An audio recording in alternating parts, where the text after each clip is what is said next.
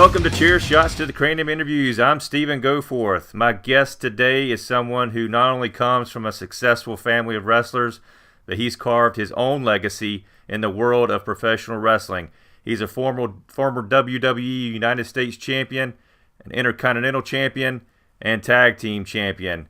He's won many other championships across the world, and he's currently burning up the independent scene at Universal Championship Wrestling. Ladies and gentlemen, please welcome as my guest today the one and only Carlito. Carlito, how are you doing? Hey, how you doing, man? Thank you for having me. Yeah, thanks for being here. Nice lengthy intro. Well, tell the fans what occupies most of your time these days. Most of my time these days, focusing on my NBA 2K, trying to get a 99 rating. That's what I'm mainly focused on at this point. Nice. You have a show coming up on Saturday, August the 11th with Universal Championship Wrestling. This will be your third appearance on a UCW show. How's your experience been so far with UCW and owner Ron Gossett? Well, so far the experience has been great. I mean, every time I go there, the crowds are great. The roster is very talented. You know, you got a little bit for the old school fans, a little bit for the new school fans. And, I'll come back as many times as they want me to. Well, that sounds great. Now, standing across the ring from you is your opponent this coming Saturday, Gangrel. And I interviewed him last week, and we came to the conclusion this may be the first time you guys have wrestled each other in a singles match. Tell me your thoughts about wrestling a well-known veteran like Gangrel. It might be. I don't remember. I think we've been in the ring before, but I don't remember being in singles competition. So this is going to be interesting, man. Gangrel, he's a guy that's been around for a long time. He's done a lot in this business, so I'm looking forward to the getting a win over him. That's what we know is going to happen, but it's still humble what I'm saying. Right. It's nice to get in the ring with him. Now, what's cool, and pardon the pun on that, about this match is no one would ever have imagined you two would wind up in a wrestling ring together. This is one of those fantasy-type matchups that only seems to happen in video games. Yeah, it's one of those odd pairings that you didn't think would happen. Now, for fans who haven't seen you wrestle since your time in the WWE, it's my opinion from seeing you in the ring that you appear to be in the best shape of your career. What have you done to improve and maintain your great in-ring shape?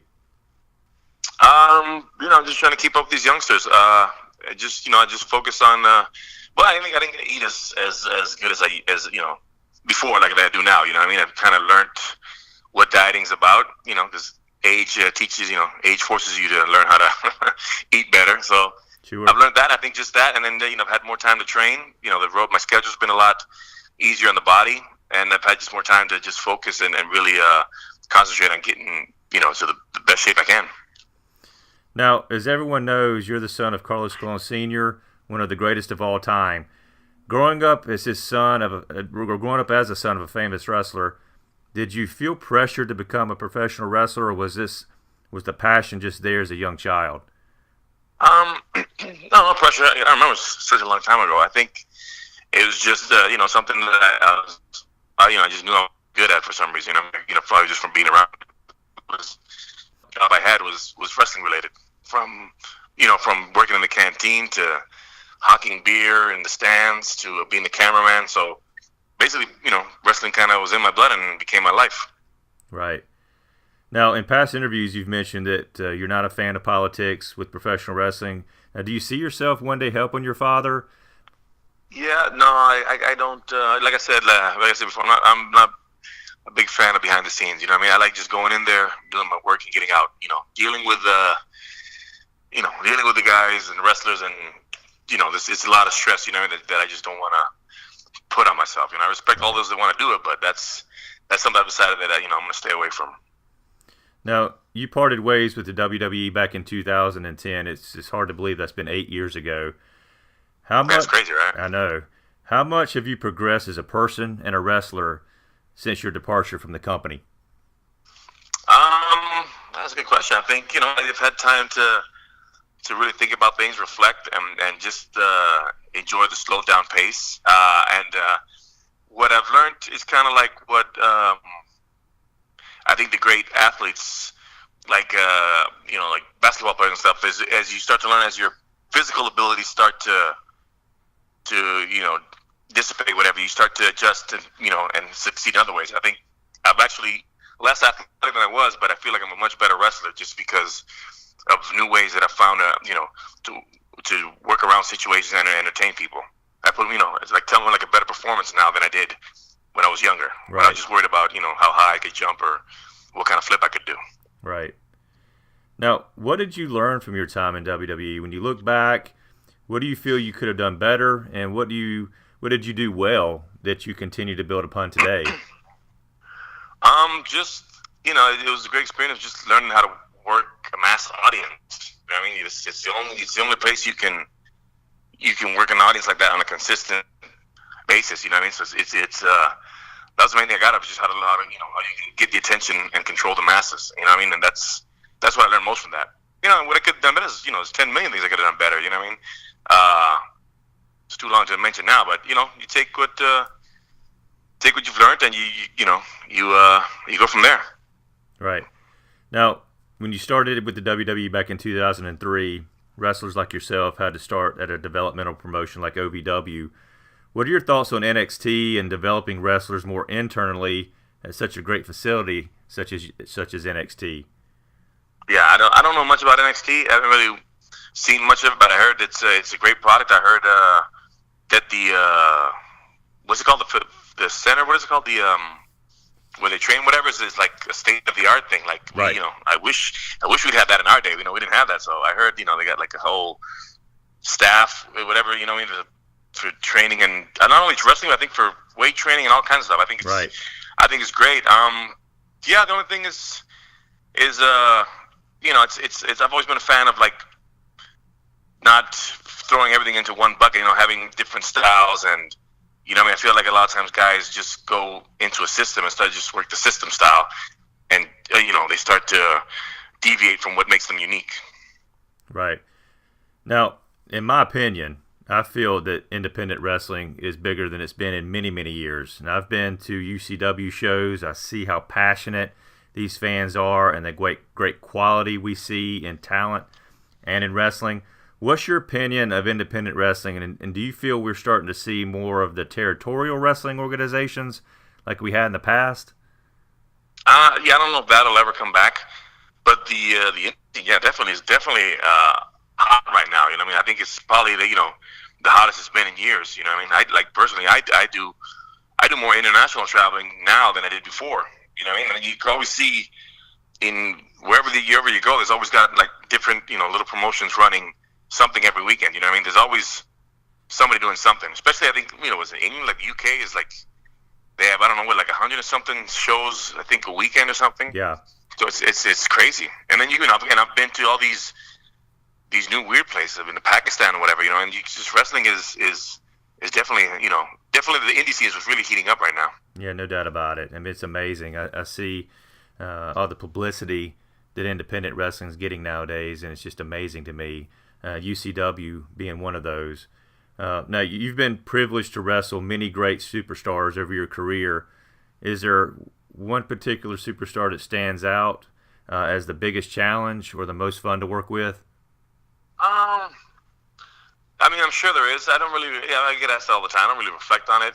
To me, it was more of a job, you know what I mean, than I didn't really, get the fanboy out of it, you know what I mean? Right. I think maybe thinking back after, I'll be able to reflect on it, but you know what I mean? It's just the job, man. You go in and work around whoever you're supposed to and do the best and get the best out of them. Yeah, of course there was guys that was, harder to get something out of them.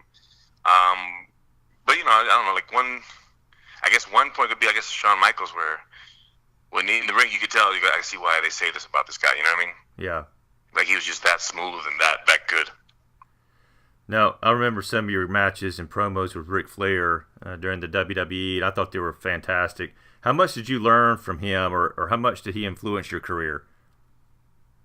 I don't know. I guess a lot. I don't know. I don't really.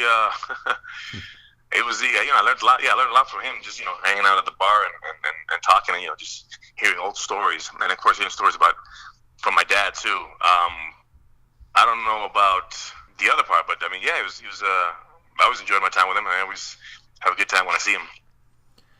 Well, Carlito, I like to take questions from fans for some of my interviews.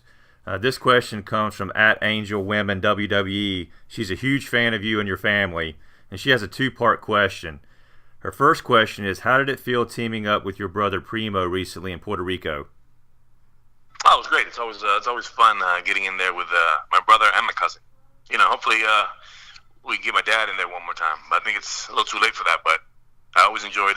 Definitely, it was always my favorite thing. Is always wrestling next to my family. Yeah, that would be great to see your dad in there, wouldn't it? Well, it would, but I don't know. He's up there now. Yeah. Now, her second question is, are you finally going to be on social media, particularly Instagram? I just started on Instagram not too long ago. I just started an Instagram thing because, apparently that's what you got to do nowadays. So I'm starting to get with the program and get with the times. Well, nice. I'm sure she'll be excited to hear that, and all your fans will be excited to hear that. Now, Carlito, I like to play the name association game for a lot of my interviews. I'm going to say a name from your past, and you can give me a brief answer, or you can give me a little more of a lengthy answer. Are you ready? Okay. All right, Jeff Hardy. He is what he is, man. Exactly what you see is what you get, man. He's one of the coolest guys you'll meet. He's definitely a different type of human. All right, Cody Rhodes. Cody Rhodes, I